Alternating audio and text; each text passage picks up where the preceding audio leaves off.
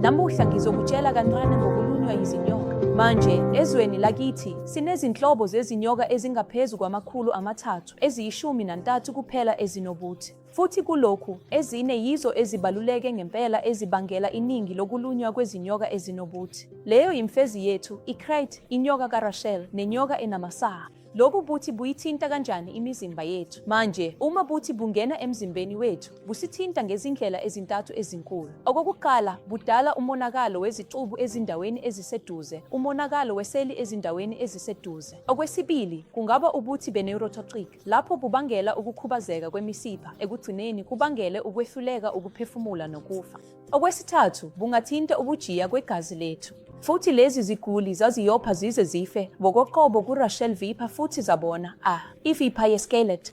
Lezi zinyoka zibangela ukuthinta. Zithinta ukopha iprofayili ye-coagulation.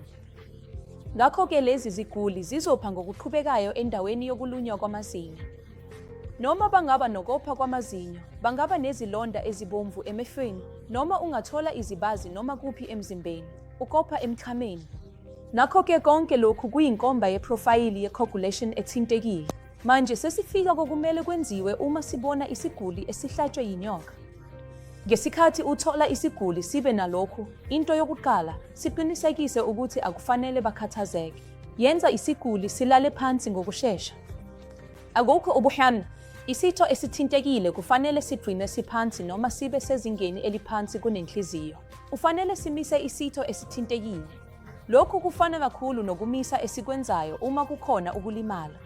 Ngakho sebenzisa into eqinile njengenduku noma isiqeshana sokhuni, futhi ubophe lokhu esithweni ngendwangu ukuze isitho singanyakazi inhlobo. Ngakho ngizokutshela futhi ukuthi yini okungafanele uyenze uma kuhlatshwe yinyoka. Ngakho-ke uma unomuntu olunywe inyoka, ungamvumeli agijime. Ungamvumeli ukuba akhathazeke ngoba ukwesaba, ukukhathazeka kuzoholela ekushayeni kwenhliziyo okukhulu, igazi likhuphuke, futhi ubuthi busakazeka ngokushesha emzimbeni. Ke kuba nabantu esibabona kumabhayisikobho baqhekeza isilonda bese bezama ukumunca ubuthi kuleso silonda. Lokhu akusizi ngalutho. Kuchitha isikhathi sokufika esibhedlela. Futhi inani eliphelele lobuthi, noma ungamunca kahle kangakanani, cishe amaphesenti 2 kuphela obuthi ayakhisha. Abanye abantu bakhuluma ngokunikezwa utshwala kulezi ziguli ukuze kwehliswe izinhlungu. Utshwala futhi buzokwandisa ukutholakala kwegazi emzimbeni. Futhi ubuthi buzohamba ngokushesha kakhulu emzimbeni. Futhi ekugcineni, iseluleko esincane. Singazivimbela kanjani izinyoka ukuthi zingasilumi? Ngakho-ke, uma usendaweni lapho ukulunywa yizinyoka kungenzeka khona, khokha amabhuzu amakhulu ukuze uvimbele ukulunywa yizinyoka. Uma umuntu elele ngaphandle, kungcono ukulala ethendeni elivaliwe.